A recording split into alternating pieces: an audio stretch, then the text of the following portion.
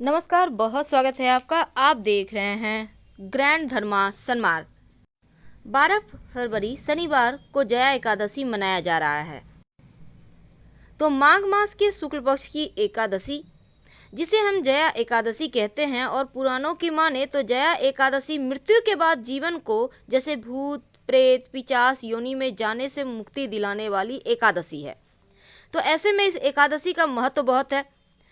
आइए जानते हैं शुभ मुहूर्त क्या है। देखिए, जया एकादशी व्रत वैसे 12 फरवरी को मनाया जाएगा। इस दिन शनिवार है और एकादशी तिथि प्रारंभ हो जाएगी 11 फरवरी की दोपहर 1:53 से, और एकादशी तिथि समाप्त होगी 12 फरवरी शाम 4:28 पर। पारण होगा 13 फरवरी की सुबह 7:01 से सुबह 9:15 के बीच। इस दिन भगवान श्री हरि को पीले पुष्प जरूर अर्पित करें। व्यक्ति को दान में मिला हुआ अन्न ग्रहण नहीं करना चाहिए। अगर आप व्रत रखते हैं तो किसी का दिया हुआ भोजन ना खाएं, और भगवान श्री हरि का सारा दिन सुमिरन करें। व्रत रखे हैं तो क्रोध भी ना करें। चावल, पालक का साग, पान और गाजर बिल्कुल भी मत खाइएगा एकादशी तिथि के दिन, चाहे आप व्रत रखें या ना रखें। अगर भूल से इन चीज़ों को खा लें तो द्वादशी तिथि पर चावल दोबारा जरूर खाएं। अगर आपके घर के दरवाजे पर कोई आता है तो उन्हें कुछ न कुछ खाने पीने की वस्तु जरूर दें। कथा जरूर पढ़ें और सुने, और इस तिथि पर अपने बाल, नाखून, दाढ़ी बिल्कुल भी मत कटवाइए। झूठ तो नहीं ही बोलना है। तो भगवान जी की पूजा कैसे करेंगे? सुबह सुबह ब्रह्म मुहूर्त में उठिए, पवित्र नदी सरोवर में नहाएं या घर में ही गंगा जल डालकर पानी में नहा लें। स्वच्छ वस्त्र धारण कर अपने घर के पूजा स्थान को पवित्र करें। उसके पहले आप अपने घर के मुख्य दरवाजे को सफाई कीजिएगा और आम के पत्तों का या अशोक के पत्तों का बंधनवार लगाइए। शुभ मंगल प्रतीक चिन्ह जरूर बनाइए, और फिर आप अपने घर के पूजा स्थान पर जब पूजा करने बैठेंगे तो भगवान को पंचामृत से स्नान करा सकते हैं, या आप चाहें तो शंख में दूध और जल भरकर स्नान करा सकते हैं। स्वच्छ वस्त्र से पोछें, फिर वस्त्र पहनाएं, और इसके बाद भगवान को मनपसंद उनकी पुष्प यानी गेंदे का पुष्प का हार पहनाएं। फिर उन्हें पुष्प, धूप, दीप और नैवेद्य अर्पित करें, तिलक करें, और फिर पूजा आरंभ करें। पहले गणेश जी की पूजा करें, फिर भगवान श्री हरि विष्णु और माँ लक्ष्मी की पूजा करें। यदि आप व्रत रखते हैं तो फल खाएं। माँ लक्ष्मी के साथ श्री हरि की आरती जरूर कीजिएगा एक साथ। और इस दिन भगवान को भोग में जो भी भोग लगाएं, पंचामृत का भोग लगाएं, या फिर आपने फल का लगाया है, या आपने जो पंजीरी होता है बनाया है, तो तुलसी के पत्ते जरूर अर्पित कीजिएगा, क्योंकि बिना तुलसी के पत्ते का भगवान भोग ही स्वीकार नहीं करते। इस दिन केले का महाप्रयोग किया जाता है। आपको चाहिए होगा 2 केला यानी एक ही साथ लगा हुआ, जिसको हम जोड़ी केला कहते हैं, यानी डंठल एक में सटा हुआ होगा। जुड़वा केला नहीं लेना, लेकिन डंठल दोनों केले का सटा हुआ होना चाहिए। अलग अलग मत कीजिएगा।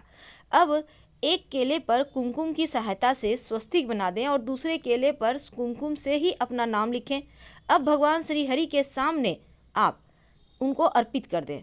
एक मिट्टी का दिया जलाएं। सुबह में कर सकते हैं, शाम में भी कर सकते हैं, और दीपक में एक लौंग जरूर रखिएगा। फिर अपनी मनोकामना कहिए। ओम नमो भगवते वासुदेवा का जप करें, और अगले दिन यानी द्वादशी तिथि पर पारण से पहले दोनों केला को आप लीजिए, अपने ऊपर से 7 बार उतार लें। इसके बाद दोनों केले को अलग करें, और जिस केले पर आपने स्वस्तिक बनाया है उस केले को गाय को खिला दें, और अपनी इच्छा गौ माता से जरूर कहिए। जिस पर आपने अपना नाम लिखा है स्वयं प्रसाद के रूप में खा लें। अगर गाय ना मिले तो उस केले को कम से कम 3 लोगों में बांट दें, 3 लोगों को खिला दें। आप देखिएगा हर इच्छा पूरी होगी, धन की बरसात होगी। एकादशी का व्रत महीने में 2 बार आता है, शुक्ल पक्ष की एकादशी और दूसरी कृष्ण पक्ष की एकादशी। एकादशी व्रत रखने के महिमा बहुत है। कहा जाता है कि एकादशी का व्रत करने से इंसान के शरीर में एक निश्चित संतुलन बनता है।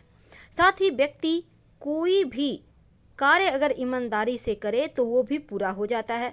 अगर आप एकादशी व्रत का पालन करते हैं, अनजाने में हुए आपके पाप भी दूर हो जाते हैं। व्यक्ति को पुण्य की प्राप्ति होती है, साथ ही मोक्ष की भी प्राप्ति होती है। पुराणों में साल में आने वाली सभी एकादशी व्रत का विशेष महत्व कहा गया है, और हर वर्ष 24 एकादशियाँ आती हैं। अब एकादशी ऐसी मान्यता है कि एकादशी की शुरुआत उत्पन्ना एकादशी से होती है, और इसी एकादशी से एकादशी देवी उत्पन्न हुई थी। इसके बाद ही एकादशी व्रत का आरंभ हुआ। वैसे तो जो भी व्यक्ति एकादशी का व्रत रखकर भगवान श्री हरि विष्णु या विष्णु भगवान के किसी भी रूप का पूजा करता है तो कई जन्मों के जाने अनजाने पाप से मुक्ति मिलती है। साथ ही ऐसे व्यक्ति को मृत्यु के बाद वैकुंठ लोक की प्राप्ति होती है। लेकिन एकादशी व्रत के नियम भी हैं और इस दिन हर एकादशी व्रत के अलग अलग कथा हैं, अलग महत्व हैं और सुनने का भी विधान है। तो सभी एकादशी के लेकिन व्रत करने के नियम एक ही हैं। एकादशी व्रत का उद्यापन अगले दिन यानी द्वादशी के दिन किया जाता है।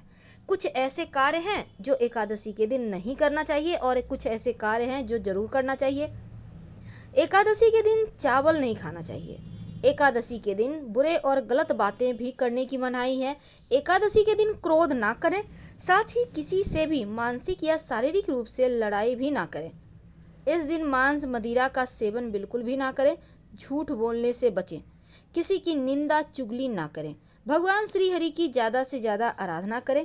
संभव हो तो रात में जागरण करें या फिर कम से कम एक दीपक ही जला दें रात 11 से 1 के बीच अपने घर के पूजा स्थान पर। एकादशी के दिन पान और सुपारी भी नहीं खाना चाहिए क्योंकि भगवान श्री हरि को अर्पित होता है। इसके साथ ही इस दिन आप व्रत करें या ना करें पर भगवान श्री हरि की आराधना जरूर करें। भगवान श्री हरि की मंत्र का जप ज़्यादा से ज़्यादा करें क्योंकि जितना ज़्यादा आप जप करेंगे मंत्र उतना ही ज़्यादा आपके जीवन की परेशानियां समाप्त होगी, आपके जीवन के कष्ट मिटेंगे। तो एकादशी व्रत की बहुत सारी महिमा है लेकिन पूजा पाठ भगवान श्री हरि विष्णु की ही होगी। अब देखिए एकादशी व्रत है क्या, महत्व क्या है। पुराणों में एकादशी को हरि दिन हरिवासर के नाम से भी जाना जाता है और इस व्रत को वैष्णव और गैर वैष्णव दोनों ही संप्रदायों के लोग करते हैं। ऐसा कहा जाता है कि एकादशी का व्रत करना, हवन यज्ञ करना, वैदिक कर्म कांड करना, ये सभी चीज़ों से ज़्यादा आपको सिर्फ व्रत करने से पुण्य मिलते हैं। और इस व्रत को रखने की एक और मान्यता ये है कि इससे पूर्वज और पितरों को स्वर्गलोक की प्राप्ति होती है। स्कंद पुराण में भी एकादशी व्रत के महत्व के बारे में बताया गया है। जो भी व्यक्ति इस व्रत को करता है उसके लिए एकादशी के दिन गेहूं, मसाले, सब्जियां भी नहीं खाना चाहिए। आप फल जूस लेकर खा सकते हैं, रह सकते हैं। हालांकि इस एकादशी व्रत के दिन बहुत सारे नियम हैं तो तमाम नियमों के बारे में भी हम जानेंगे, पर इस दिन एक छोटा सा प्रयोग किया जाएगा वो भी हम आपको बताएंगे। व्रत करने जो लोग व्रत आज कर रहे हैं उनको कुछ चीज़ों से दूर रहना चाहिए। जैसे कि एकादशी के दिन दांत साफ करने के लिए लकड़ी का दातुन इस्तेमाल ना करें। आप नींबू, जामुन या फिर आम के पत्तों को चबा लें और फिर उंगली से कंठ साफ कर लें। वृक्ष से पत्ता भी नहीं तोड़ना चाहिए। अगर आपने व्रत किया है तो स्वयं के गिरे हुए पत्तों का इस्तेमाल करें। आप चाहें तो घर में ही आप श्रीमद् भागवत गीता का पाठ करें 11वें अध्याय का, या फिर सुन भी सकते हैं।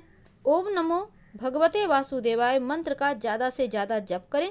दान धर्म करने की भी मान्यता है।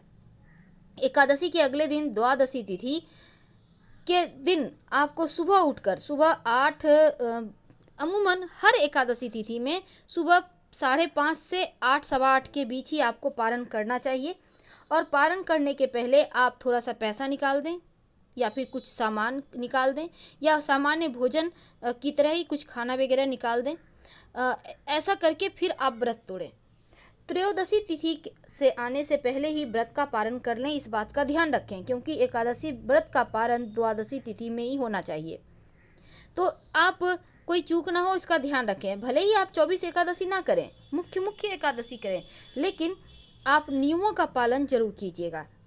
तो एकादशी के दिन जहाँ तक संभव हो कम बोलें, सात्विक रहें, बाल मत कटवाएं, घर में जो वृक्ष हैं किसी के भी पत्ते ना तोड़ें, चावल तो नहीं ही खाना चाहिए, किसी और का दिया हुआ अन्न भी मत खाइए और मन में किसी भी प्रकार का विकार ना आने दें। अब जैसे कि बहुत सारे लोग क्या करते हैं, फलारी में गोभी, पालक, सलजम वगैरह जूस वगैरह ले लेते हैं। मत खाइएगा, आप फल खाइए। एकादशी व्रत की कथा जरूर सुने क्योंकि इसके पीछे कई सारी कहानियां हैं। व्रत कथा बहुत महत्वपूर्ण है और एकादशी के दिन सुनने से व्रत कथा जो है ना बहुत अनिवार्य माना जाता है। शास्त्रों में कहा गया है कि बिना एकादशी की व्रत कथा सुने व्यक्ति को उपवास का पूरा फल नहीं मिलता। और तमाम बातें अभी तक हमने आपके साथ साझा किया कि कैसे एकादशी का व्रत करना चाहिए और क्या करना चाहिए। लेकिन आज हम एक छोटा सा प्रयोग लेकर आपके साथ जुड़े हैं। एकादशी के दिन आप जब व्रत करेंगे तो शाम के समय एक छोटा सा काम कीजिएगा। आप अपने घर में जब शाम में दिया बाती करेंगे तो दीपक में एक लौंग डाल दीजिए और अपनी मनोकामना कहिए, फिर आरती वगैरह करें, पूरे घर में दिखाएं। आप चाहें तो कपूर के सहारे लौंग डालकर जलाकर भी पूरे घर में दिखा सकते हैं या घी का बाती में भी कर सकते हैं। अगर आप दीपक में एक चुटकी पीली सरसों डाल देते हैं तो निगेटिव एनर्जी शांत हो जाएगी और अगर लौंग डालते हैं तो हर मनोकामना पूर्ण होगी। फिलहाल आपसे विदा लेते हैं। हर हर महादेव।